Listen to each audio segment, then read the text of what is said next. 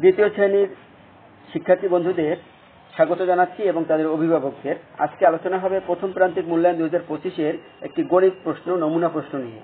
এই প্রশ্নটি যদি তোমরা ফলো করো তাহলে তোমাদের যদি পরীক্ষা হয়, যেহেতু অনেক জায়গায় দেখা যাচ্ছে যে পরীক্ষার সূচি বেরিয়ে গেছে, অর্থাৎ পরীক্ষা হবে, সে কারণে যদি পরীক্ষা হয় বা ধারাবাহিক মূল্যায়ন যাই হোক, তোমাদের কিন্তু এই প্রশ্নটি অনেক কাজে দেবে। তো তোমরা আগে থেকে যদি এরকম প্রশ্ন নিয়ে ঘরে আলোচনা করো এবং প্র্যাকটিস করো তাহলে তোমাদের পরীক্ষা হলে আরো উপকার হবে। তো চলো বন্ধুরা শুরু করি। প্রথমেই দেখো 1 নম্বর 100 মার্কের পরীক্ষা হবে।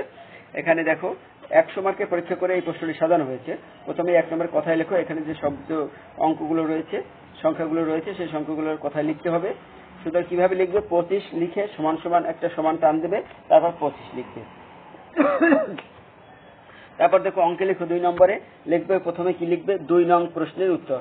যদি তা লিখতে না পারো সেক্ষেত্রে 2 নং দিলেই হবে। তারপর নিচে লিখবে 369। এখানে 3, 6, 9, 369 লিখে একটা সমান টান দিবে, তারপর লিখবে 3, 6, 9। তারপর 796, 796, 7, 9, 6। আগে অক্ষরটা লিখে, অর্থাৎ এই বাংলাটা লিখে সামনে টান দিয়ে সমান সমান টান দিয়ে এই অঙ্কে লিখবে। তারপর দেখো তৃতীয় সংখ্যার তৃতীয় স্থানীয় মান লিখো। সংখ্যার স্থানীয় মান লিখো। এখানে সংখ্যার স্থানীয় মান তোমাদের বইয়ের প্রথম দিকে রয়েছে। যদি এখানে একটু বেশি বড় সংখ্যা রয়েছে, এত বড় সংখ্যা তোমাদের নাও থাকতে পারে, তোমাদের 2 সংখ্যাই থাকার সম্ভাবনা বেশি। এই প্রশ্নটি একটু বড় বড় সংখ্যা দিয়েছে, তবে তোমরা 2 থেকে 3 সংখ্যার মধ্যে স্থানীয় মান শিখবে, তার উপরে শেখার দরকার নেই। 4, নিচের সংখ্যাগুলো ছোট থেকে বড় ক্রমানুসারে সাজাও। অর্থাৎ ছোট সংখ্যাটি সবার আগে দিবে, তারপর ছোট, তারপর ছোট করতে করতে সবচেয়ে বড় সংখ্যাটি সবার শেষে দিবে। নিচের সংখ্যাগুলো ছোট থেকে বড় ক্রমানুসারে সাজাও। তারপর দেখো 5 নম্বরে নিচের সংখ্যাগুলো থেকে জোড় ও বিজোড় সংখ্যাগুলো খুঁজে বের করো। তার মানে এইখানে উপরে যে সংখ্যাগুলো রয়েছে এখান থেকে জোড় সংখ্যা কোনটি আর বিজোড় সংখ্যা কোনটি।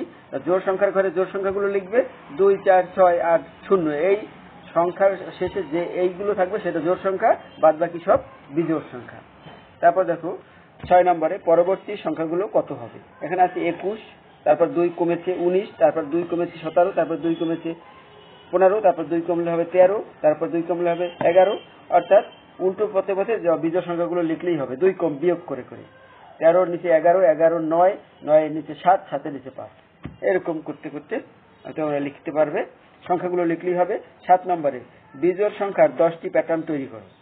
বিজোড় সংখ্যার 10টি প্যাটার্ন তৈরি করো, যা 47 থেকে শুরু এবং প্রতি ক্ষেত্রে 2 করে কমেছে। তাহলে আমরা 47 থেকে শুরু করব এবং প্রতি ক্ষেত্রে 2 করে কমেছে। 47 থেকে 2 কমলে হবে 45, 45-এর আগে 2 কমলে 43, তারপরে 41, তারপরে 39, তারপরে 37, তারপরে 35, তারপরে 33, তারপরে 31। এরকম করে করে 10টি সংখ্যা লিখলেই চলবে। ক্রমবাচক সংখ্যা লিখো। প্রথম 4 এর সমান দিয়ে লিখবে চতুর্থ, 1-এর নিচে লিখবে প্রথম, তারপর 5-তে লিখবে পঞ্চম, তৃতীয় তৃতীয়, 2-তে হবে দ্বিতীয়। ক্রমবাচক সংখ্যা হয়ে গেল।